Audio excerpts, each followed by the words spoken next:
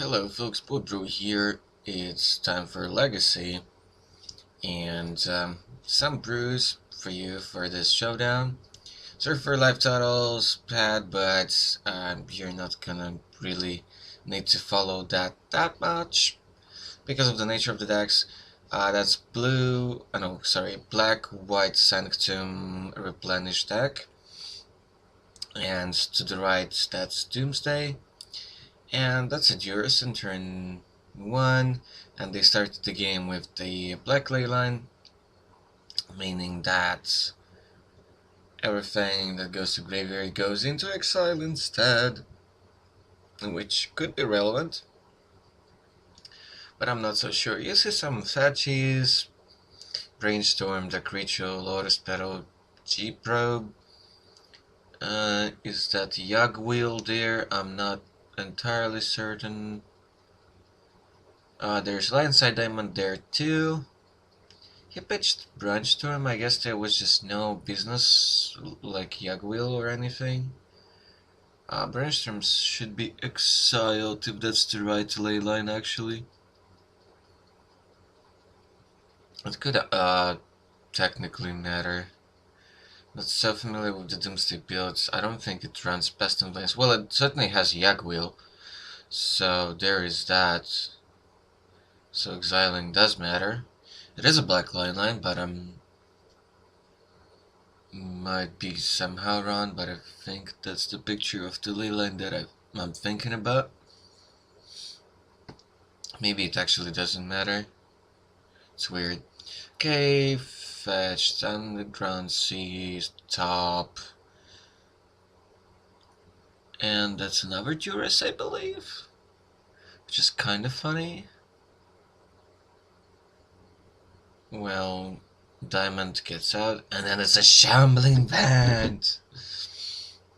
Oh my freaking god. Tapped land in Legacy, ladies and gentlemen. I don't know what to say. Why the hell is it there? Well, it's hard to take this black-white Replenish Sanctum deck seriously, but come on, there's gotta be a line somewhere. I think there is a Replenish and the Scrubland in hand of the player on the left. Can't quite get the left card. I mean the third card. So he's been in the top on upkeep. Now they corrected the fact that everything went into exile. I think that's another Storm, a land, and what? And Doomsday perhaps? So I don't know about you, how you're supposed to rearrange it. Suppose you put Brainstorm on top? No, actually he drew Doomsday, which he wasn't supposed to actually reveal, which is kinda weird. I guess he's actually trying to go off here, kinda. That's the enchantment that makes you sack lands for black mana, or the spell rather. So he has a bunch of mana, ritualing stuff, probing stuff, but I guess he needs probe for Doomsday. So he actually cast Doomsday here, with a bunch of spells being cast, and actually some mana because of ritual, and the spell that eats up the lands. So he gets Diamond, he gets the whatever Unbound, the Kamigawa draw spell, Burning Wish, another Diamond, another Diamond. That's 5 cards. Or 6? No, that's 5. Okay. Then he casts a probe for free. Gets to draw what? Gets to draw the diamond and just pass the turn? I guess not.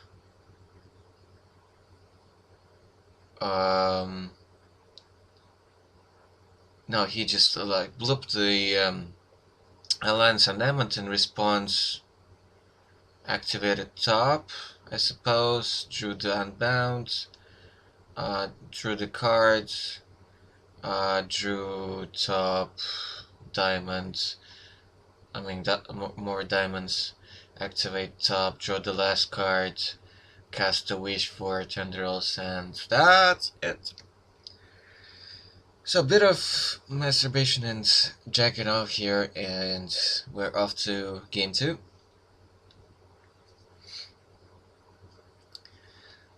Yeah, basically this combo deck is pretty damn annoying sometimes, and think about it.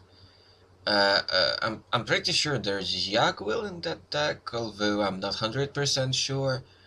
Uh, so whether like Leyline actually mattered, there is a chance it mattered, technically. But there were 2 Juruses casts, turn 1, turn 2, and that still didn't help. So yeah, kinda funny. Kinda funny.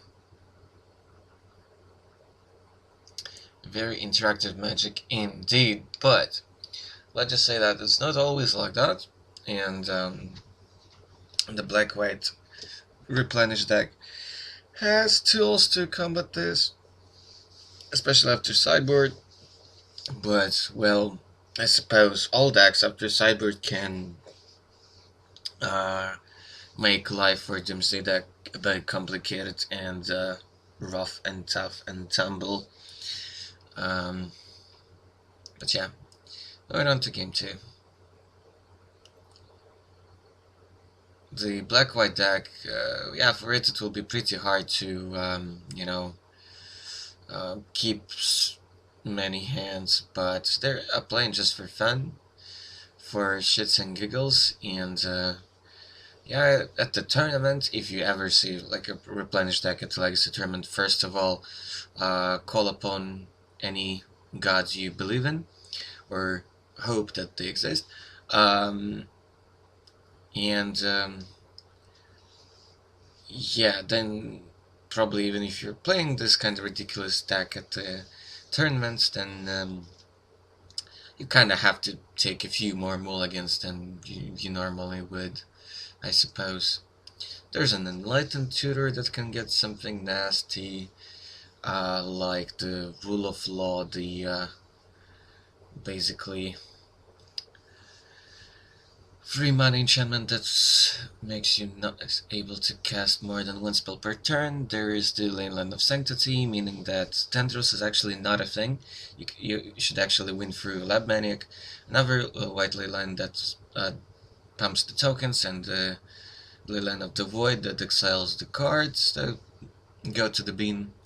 Scrubland into another Duress, I guess, once again. You see a top that has been already cast. I suppose because they shift gears, I mean shift turns. Not like a best of 3 style, but changing and switching who starts. He pitched Dark Ritual, probably correct. There is another land Ponder in their Petal and Doomsday, I think. Yeah, I think he topped at upkeep. Drew the card per turn, now he's fetching. And let's see what's up. The guy on the right does have the normal Tendrils deck, I guess the test version and the normal Ant version.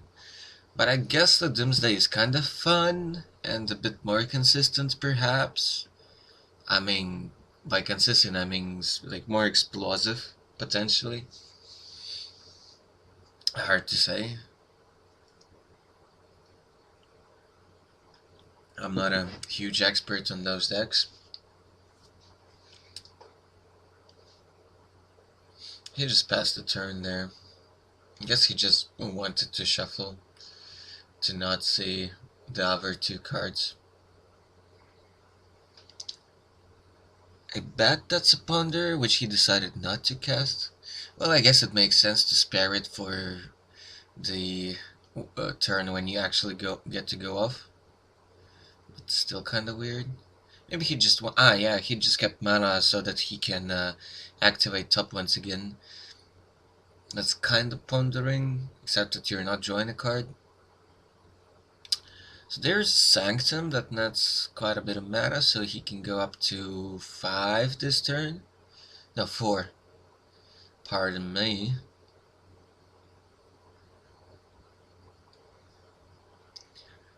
Now let's see what's coming up.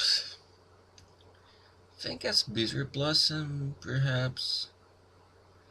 And Tutor for something.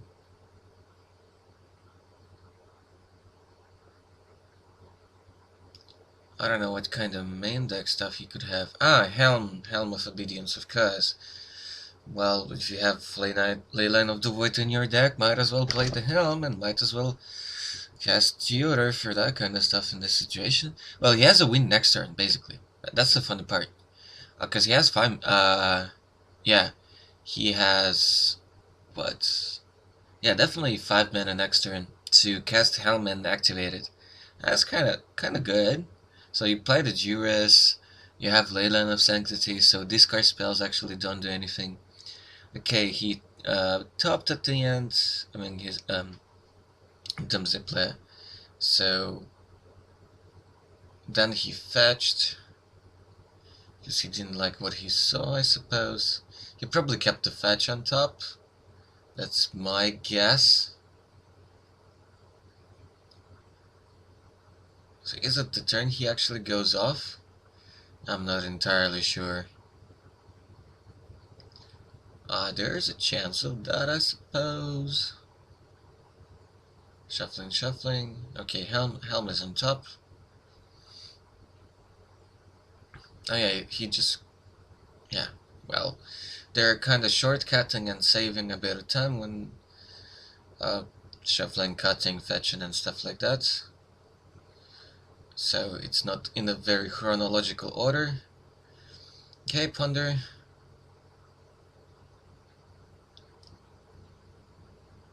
There's Unbound. Don't remember the full name of that card, but you know.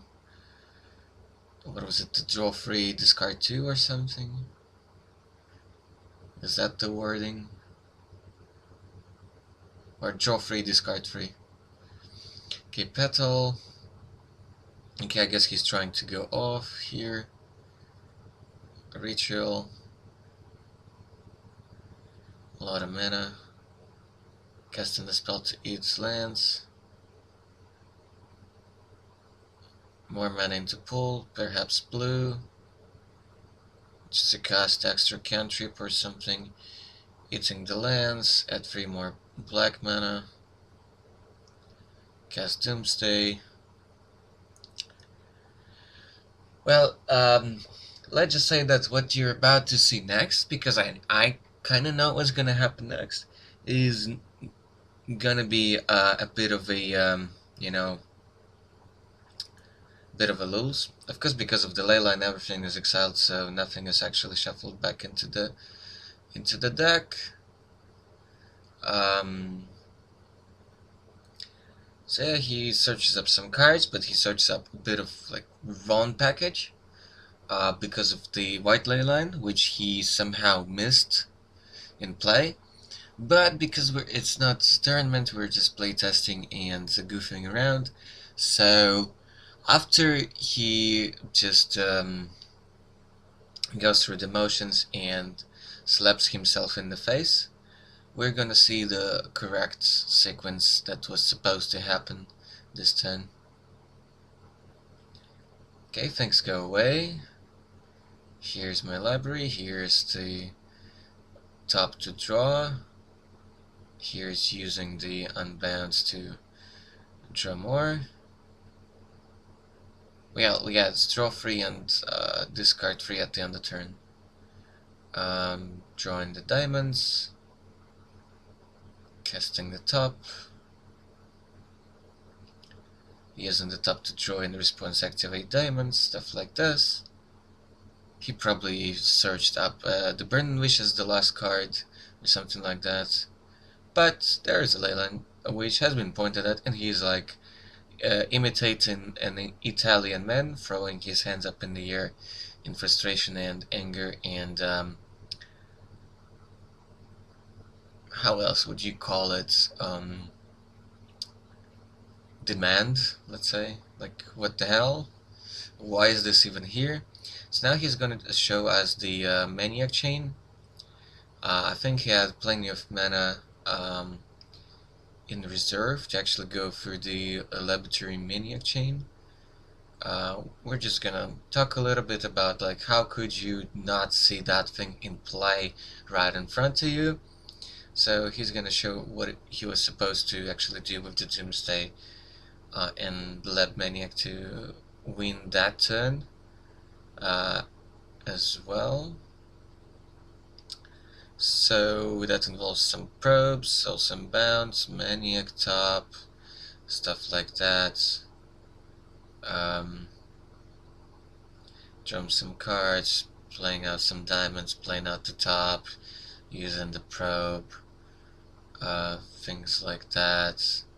Cast a Lab Maniac and then use the top to draw the last card, and that's the second probe, and cast that one and activate Maniac. So yeah, he could have done that too. But at the tournament, that would be freaking hilarious if it would happen the way it happened the first time. Yeah, so very interactive, very fair games. To be fair, if he missed one piece of the puzzle, the Sanction Depth could have won next turn with the Helm. So it's a thing. And of course, post sideboard stuff like Rule of Law actually make this somewhat interesting. And the Sanctum deck, because you play all sorts of late lines for Replenish that you can sometimes with a Sanctum cast on turn 2 and kind of win the game right there. If your opponent use some probes as well, and some fetches and some forces, for example. Yeah, so the white ley line, the Ravnica one that says tokens are a bit bigger, it actually helps with Bitter Blossom. And I think there's something else that kind of synergizes with that ley line in the deck, something else that makes tokens. I'm not entirely sure. Is it just a Bitter Blossom?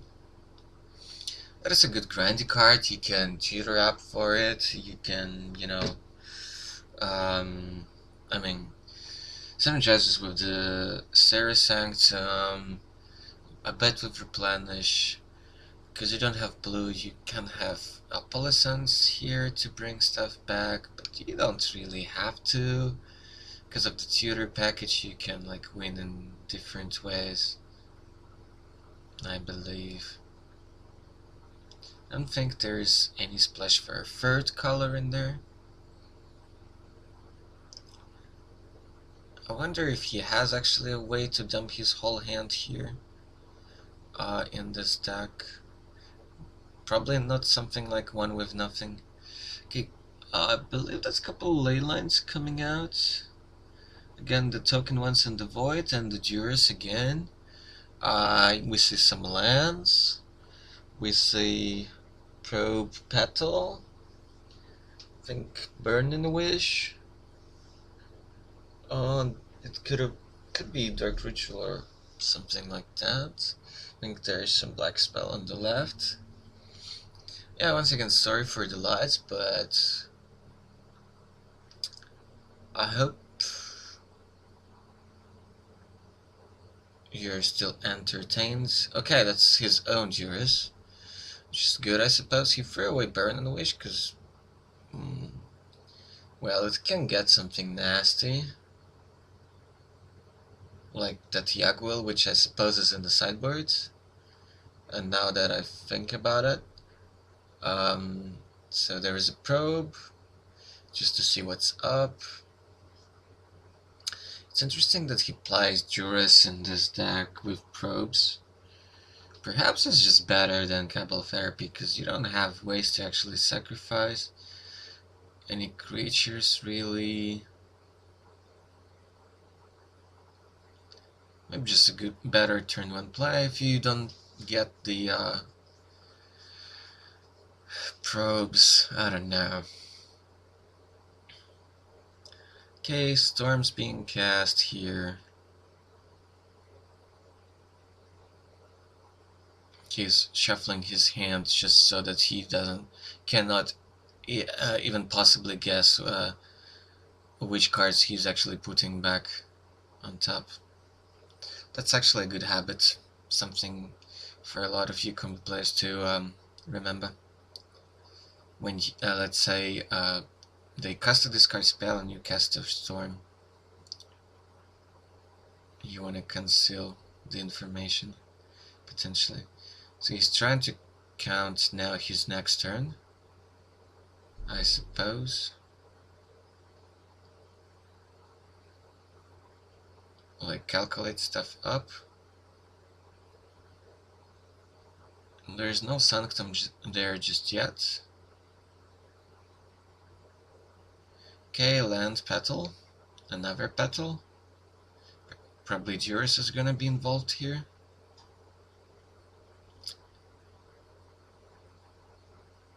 A ritual. A lot of mana in pull. So he can cast another Juris, I suppose, if he didn't cast it yet. Or, so is that the first one or the second one? Is that Doomsday? I think that's... yeah, that's Doomsday. So he's trying to go for it.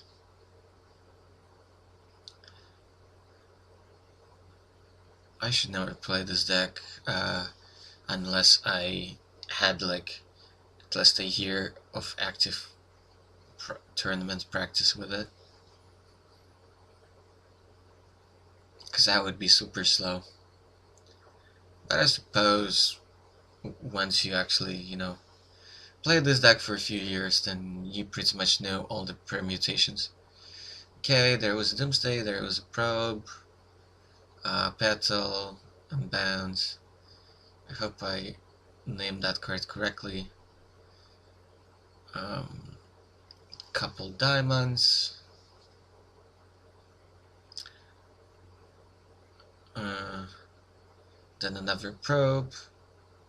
In response, crack diamonds, and I guess burn and wish for whatever, for tendrils or anything. Well, for tendrils, I suppose.